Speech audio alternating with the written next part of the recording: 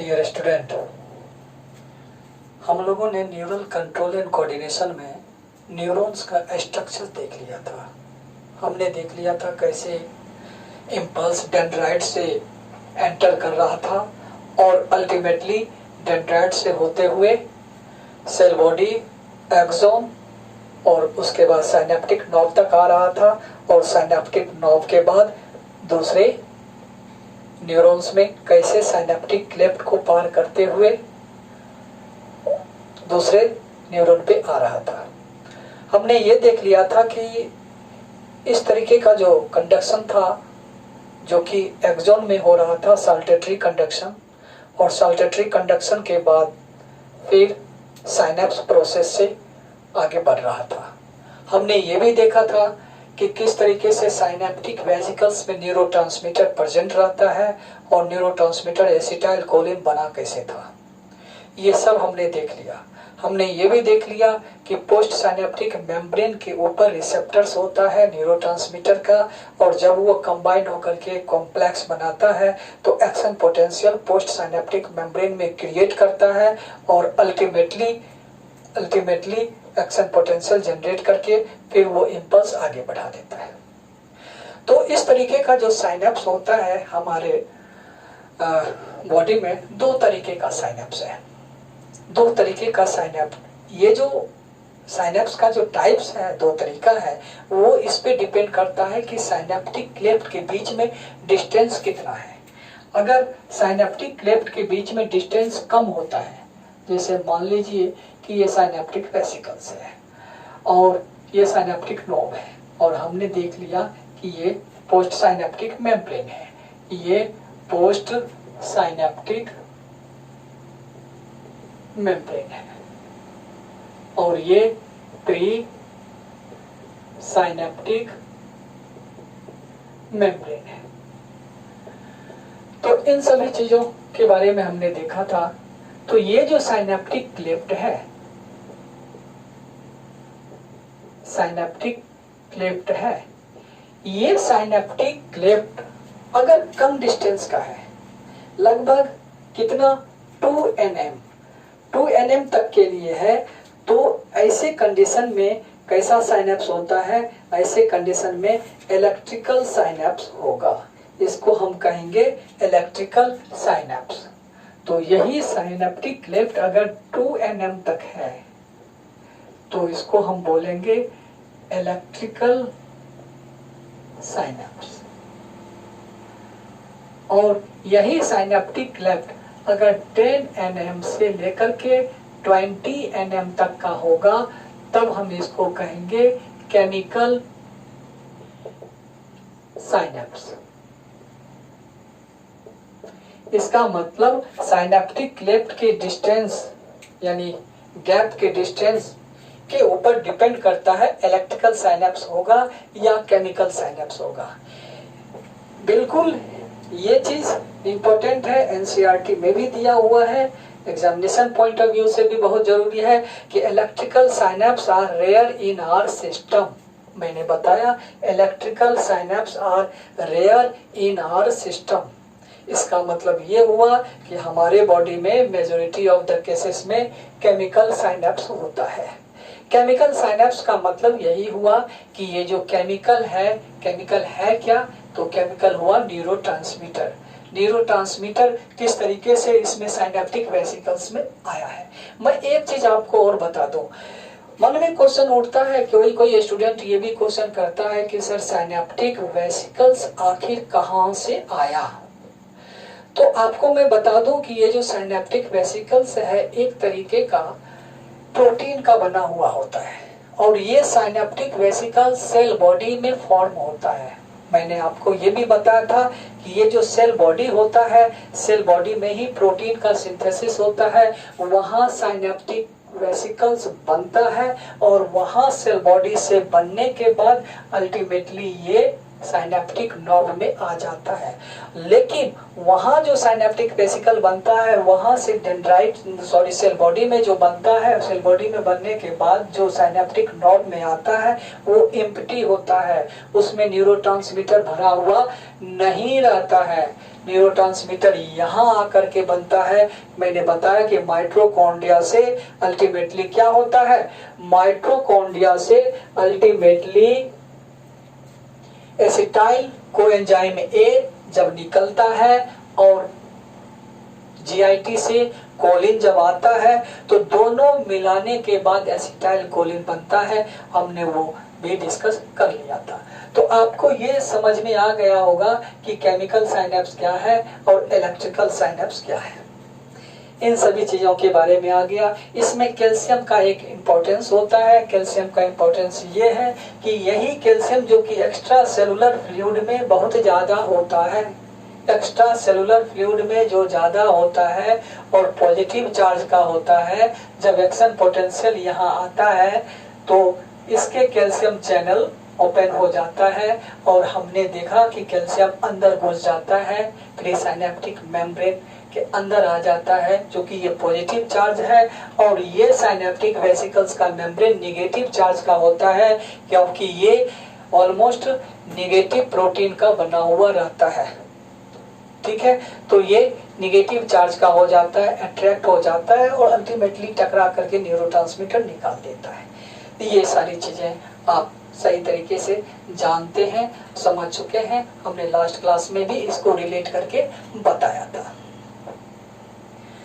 तो ऑलमोस्ट हमने ये देख लिया है कि ये किस तरीके से काम कर रहा है न्यूरॉन्स। अब हम आते हैं सेंट्रल नर्वस सिस्टम पे। सेंट्रल नर्वस सिस्टम में अल्टीमेटली हमें डिस्कस करना है किसके बारे में, तो ब्रेन के बारे में। सेंट्रल नर्वस सिस्टम में हम ब्रेन में डिस्कशन करेंगे कि ये ब्रेन आखिर है क्या। Central nervous system, central nervous system में मैंने बताया कि ब्रेन के बारे में डिस्कस करेंगे। और ब्रेन और स्पाइनल कॉर्ड दो चीज होता है तो ब्रेन स्टार्ट करते हैं। ब्रेन के बारे में ये समझते हैं कि ब्रेन का ओरिजिन आखिर हुआ कैसे। सबसे पहले न्यूरॉन्स मिल करके न्यूरल प्लेट बनाता है। तो हमने देखा कि ये न्यूरॉन्स मिल करके न्यूरल प्लेट बनाया, न्यूरल प्लेट बनाया। और यही न्यूरल प्लेट आगे चल करके क्या बना लेता है, न्यूरल ट्यूब बना लेता है। यही आगे चल करके न्यूरल ट्यूब बना लेता है। और जो ये न्यूरल ट्यूब बनता है, न्यूरल ट्यूब के एंटीरियर पार्ट से लोब्स बनना शुरू हो जाता है और ये लगभग 3 लोब्स यहाँ पे बन जाता है। ये जो 3 लोब बनता है इसी को कहते हैं फोर ब्रेन, मिड ब्रेन और हाइंड ब्रेन। तो हमने ये बताया कि न्यूरल प्लेट है, न्यूरल प्लेट के बाद न्यूरल ट्यूब हुआ, न्यूरल ट्यूब हुआ। और इस न्यूरल ट्यूब में ही लोब्स बनना शुरू हो गया और इस लोब्स के बाद इसको हमने बोल दिया फोर ब्रेन, इसको बोल दिया मिड ब्रेन और इसको बोल दिया हाइंड ब्रेन, हाइंड ब्रेन। तो fore brain, mid brain, hind brain ये तो नॉर्मल नाम है, किसी भी चीज में फोर, मिड और हाइंड लगा सकते हैं। साइंटिफिक नेम क्या है इसका? साइंटिफिक नेम है प्रोजेनसेफेलॉन।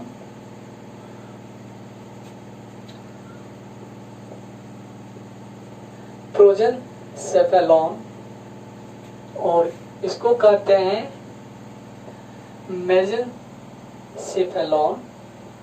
और इसको हम बोलते हैं रोम्बेनसेफेलॉन। तो इस तरीके का ये 3 क्या बन गया, इंसेफेलॉन का पार्ट। इंसेफेलॉन का मतलब ही होता है ब्रेन। तो ये 3 इंसेफेलॉन का पार्ट बन चुका है। तो अब हम आगे देखते हैं कि ये जो प्रोजेनसेफेलॉन, मेसेनसेफेलॉन और रोम्बेनसेफेलॉन है, इसमें इस प्रोजेनसेफेलॉन में आगे चल करके एक और लोबिंग हो जाता है और एक और लोब बन जाता है इसी में, यानी कि ये और डिवाइड हो जाता है, 1 से 2 पार्ट में डिवाइड हो जाता है। ये अल्टीमेटली एक से दो पार्ट में डिवाइड हो जाता है। और ऊपर वाले को बोलते हैं टीलेनसेफेलॉन, टीलेनसेफेलॉन। और इसके जस्ट नीचे वाले को बोलते हैं डायनसेफेलॉन, यानी इसके जस्ट नीचे वाले को बोलते हैं डायनसेफेलॉन।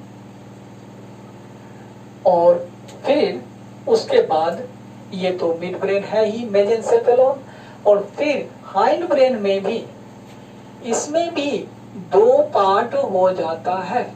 हाइंड ब्रेन का भी दो पार्ट में डिवीजन हो जाता है। इस तरीके से दो पार्ट में डिवीजन हो गया। और एक को कहते हैं नीचे वाले को माइलेनसेफेलॉन, और फिर नीचे वाले को बोलते हैं मेटेनसेफेलॉन। तो अल्टीमेटली हमने ये देख लिया कि कितने पार्ट हो गए, टीलेनसेफेलॉन, डायनसेफेलॉन, मेजेंसेफेलॉन, माइलेनसेफेलॉन और मेटेनसेफेलॉन। अब हमको ये समझना है कि किसमें कौन कौन सा पार्ट आता है। टीलेनसेफेलॉन की बात करते हैं ऊपर से। तो टीलेनसेफेलॉन में जो आएगा वो क्या क्या होगा, सेरिब्रल कॉर्टेक्स आएगा, उसके बाद एमिगडाला आएगा, उसके बाद एमिगडाला के बाद हिप्पोकैम्पस होगा और कॉर्पस स्ट्राइटम होगा। तो हमने इसमें देख लिया कि जो टीलेनसेफेलॉन का पार्ट है, इस टीलेनसेफेलॉन के पार्ट में कौन कौन सा पार्ट आ रहा है। तो नहीं बताया, इस टीलेनसेफेलॉन में सेरिब्रल कॉर्टेक्स, उसके बाद एमिगडाला, उसके बाद हिप्पोकैम्पस,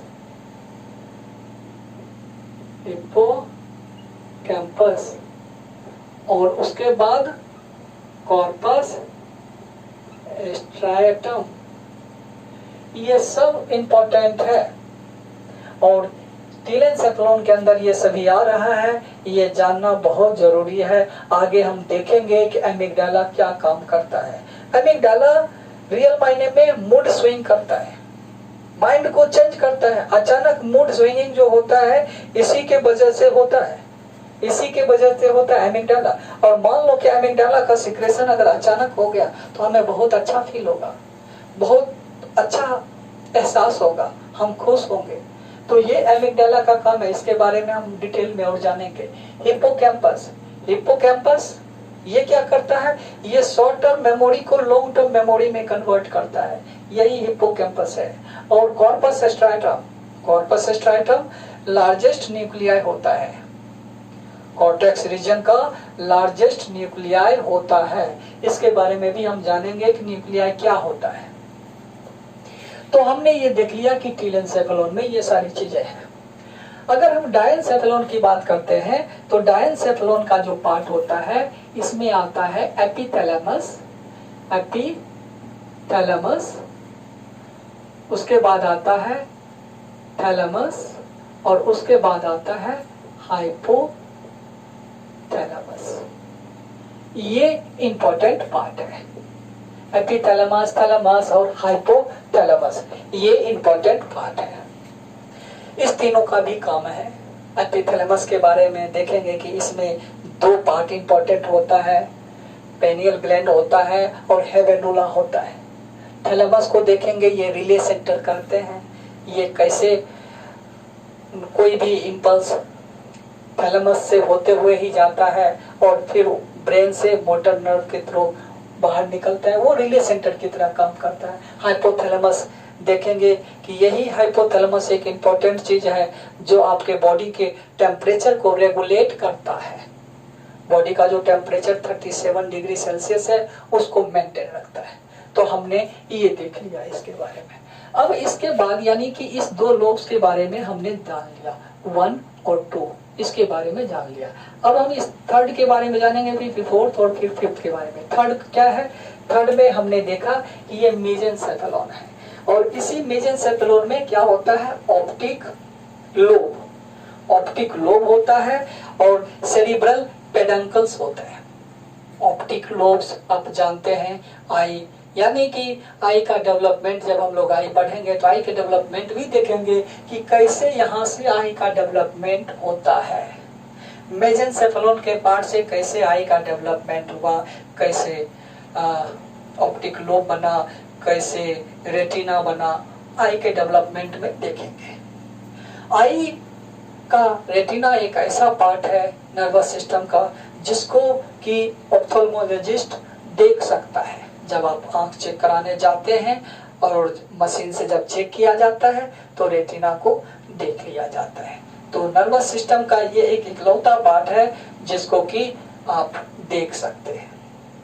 फिर उसके बाद आते हैं रोम्बेनसेफेलोन में दो पार्ट है, माइलेनसेफेलोन। इस माइलेनसेफेलोन का एग्जाम्पल में क्या होगा, इसमें क्या आएगा, इसमें आएगा मेडुला, इसमें आएगा मेडुला। तो ये जो मेडुला है, ये जो मेडुला है, ये मेडुला क्या करता है, मेडुला या मेडुला ऑब्लोंगेटा, निश्चित रूप से इसके बारे में भी हम डिटेल में जानेंगे। सिंपली अभी इतना जान लीजिए कि ये सोलो करने का रेगुलेशन रखता है, डिफेकेशन को रेगुलेट करता है, फिर उसके बाद और क्या, वोमिटिंग को रेगुलेट करता है, और अल्टीमेटली रेस्पिरेटरी सिस्टम को रेगुलेट करता है। ये बहुत इंपॉर्टेंट काम करता है। मेडुला में अगर प्रॉब्लम हो जाए, अगर बैक साइड में चोट लग जाए, मेडुला में चोट लग जाए, तो आदमी बहुत जल्द ही मर लेता है। 2 से 3 मिनट भी नहीं लगेगा, आदमी खत्म हो जाएगा, क्योंकि ब्रीदिंग ही, रेस्पिरेटरी सिस्टम ही खत्म हो जाता है। तो ये होता है मेडुला। और मेसेंसेफेलोन के पार्ट में हम देखते हैं पोन्स होता है और सेरिबेलम होता है। इसमें क्या होता है, पोन्स एंड सेरिबेलम। तो आपको मालूम है कि सेरिबेलम क्या होता है। ये जो सेरिबेलम है, ये जो सेरिबेलम है, ये आपके बॉडी का लोकोमोशन, आपके बॉडी का मूवमेंट, इसको रेगुलेट करता है। ड्रिंक करने के बाद सेरिबेलम ही डिस्टर्ब हो जाता है और इसीलिए वो चलने में थोड़ा सा डगमगाने लगता है, पैर इधर रखना चाहता है, इधर रखा जाता है, इस तरीके से ऐसा हो जाता है। तो सेरिबेलम डिस्टर्ब हो जाता है। पोन्स क्या होता है, पोन्स में ही न्यूमोटैक्सिक सेंटर होता है। ठीक है, तो सबके बारे में 1 बाय 1 करके जानेंगे। आज हमने सिर्फ इतना ही जाना है कि ब्रेन जो सेंट्रल नर्वस सिस्टम का इंपॉर्टेंट पार्ट है, वो इमर्ज कैसे हुआ, वो डेवलप कैसे हुआ, और वो कितने लोब्स में डिवाइड हुआ, और सबका इंपॉर्टेंट पार्ट्स कौन सा है, और मिला जुला करके सबके बारे में हमने थोड़ा बहुत फंक्शन भी बता दिया कि किसका क्या फंक्शन है। तो उम्मीद है आपको ये चीज समझ में आया होगा। और अब हम नेक्स्ट क्लास में फिर ब्रेन के आगे का डिवीजन देखेंगे। Thank you for watching बायोलिप।